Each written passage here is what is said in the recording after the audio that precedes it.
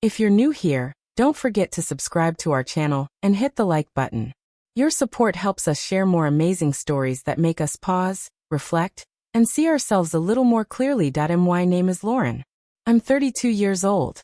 And for most of my adult life, I thought I understood what it meant to be alive. I thought living meant waking up on time, showing up where I was expected, doing what was required, making sensible choices, building something stable. But looking back now, I realize I had confused surviving with living. For years, I wasn't truly present in my own life. I moved through my days like someone following a script written long before I ever questioned whether it fit me. Morning alarms, shower steam, coffee mugs, commutes, conversations that repeated themselves so often they stopped sounding like words and started sounding like background noise. I didn't feel miserable. That's the strange part. I also didn't feel happy. I felt muted, as if someone had turned the volume down on my emotions without asking permission. I laughed when it was appropriate. I smiled in photos. I answered "I'm fine" automatically, without thinking, without checking whether it was true. I didn't notice how numb I'd become until the night I made a decision that seemed small at the time. Harmless even. But sometimes, the smallest choices don't just change your routine. They expose everything you've been carefully avoiding. I've been married to Michael for 8 years. He is, by every reasonable measure, a good man. Dependable. Kind. Steady. The kind of person who pays bills early. Who remembers birthdays. Who fixes things before they break. Who listens more than he speaks. People trust Michael instinctively. And I understand why. He has a calm presence that makes you feel safe, like nothing bad could happen if he's nearby. Our life together was peaceful and painfully predictable. We woke up at the same time every morning. We followed the same weekday routines. We ate dinner at roughly the same hour. We watched the same shows. We went to bed on the same side of the bed. There were no explosive fights. No dramatic betrayals. No slammed doors or raised voices. Just silence. A quiet, creeping distance that settled between us slowly. So slowly that neither of us noticed it forming. We stopped asking each other real questions. We stopped sharing unfinished thoughts. We stopped reaching for each other emotionally, even though we still shared the same space physically. I cared about Michael. I truly did.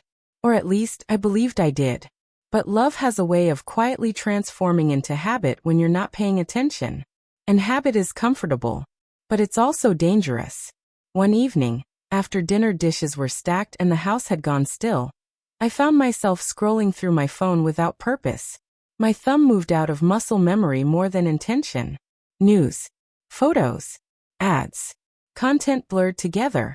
And then I saw it. A post advertising local dance nights. Open to couples. Open to singles. No experience required. I paused. I hadn't danced in years. Not since college. Not since a time when my body felt less like something to manage and more like something to enjoy. I smiled without realizing it. Something about the post lingered in my mind long after I locked my phone and set it aside. Maybe it was the mention of singles. Maybe it was the idea of music filling a room. Maybe it was the promise, unspoken but powerful, of movement, connection, presence. Or maybe it was simply the idea of feeling alive again. I told Michael the next day that I wanted to try something new. Just casually. Like it didn't matter much. He didn't hesitate. He didn't question it. He didn't ask to come with me. He just smiled and said, "That sounds like a good idea." And that should have told me something. That Friday, I went alone. The studio was warmer than I expected, filled with soft lighting and unfamiliar faces. Music played gently in the background, not loud enough to overwhelm, but steady enough to guide movement. I felt awkward immediately. I stood too stiff. I second-guessed where to place my hands. I worried about how I looked. I hadn't felt this self-conscious in years. And then I met Jason. He wasn't the loudest person in the room. He wasn't trying to impress anyone. He just existed comfortably in his own skin, like someone who had learned how to be present without effort. He smiled easily. He made eye contact. He listened fully. When he reached out his hand and said, "You look like you belong on the floor," something inside me shifted. Because for the first time in a long time, I believed someone when they said something kind about me. We danced. At first, it was just movement, steps, rhythm, laughter when we messed up. There was no pressure, no expectation. And yet, something inside me woke up. A part of me that had been quiet for years stirred, tentative at first, then stronger. I felt my body respond to music again. I felt joy without explanation. I felt present. I told myself it was innocent. I told myself it was healthy. I told myself I deserved this. And maybe, at first, that was true. One dance night turned into another. Friday became something I looked forward to all week. I started planning my outfits. I started counting the hours. I started feeling lighter as the days passed. Jason and I talked between dances. About music. About life. About the strange ways people drift without noticing. He had a way of asking questions that made you answer honestly, even when you didn't mean to. He walked me to my car at night. He sent messages during the week. Nothing explicit. Nothing obvious. Just words. Words that reminded me I existed. Words that noticed me. Words that made me feel seen. He told me I had something special. He told me I shouldn't let routine erase it. And I let myself believe it meant nothing. But joy becomes dangerous when it's borrowed from the wrong place. One night, long after most people had left, the studio was nearly empty. The music continued softly, echoing off the walls. The lights were dimmed. Jason pulled me closer during a slow movement, and suddenly, it wasn't about dancing anymore. My heart raced. In that moment, everything collided: desire, fear, guilt, longing. I thought about Michael. About the life waiting at home. About the safety I had taken for granted. And for one terrifying moment, I didn't want to go back. I wanted the attention. The intensity. The feeling of being chosen. We leaned in close enough to feel each other's breath. And then I stepped back. My hands shook. My chest felt tight. Reality rushed in all at once. Jason whispered that I didn't have to settle for a life that felt empty. But I knew the truth. Happiness built on deception isn't happiness at all. It's escape. I left that night carrying a weight I couldn't ignore. When I got home, Michael was asleep on the couch. The television glowed softly in the dark. Dinner sat untouched on the table. He looked peaceful, trusting. And that image broke something inside me.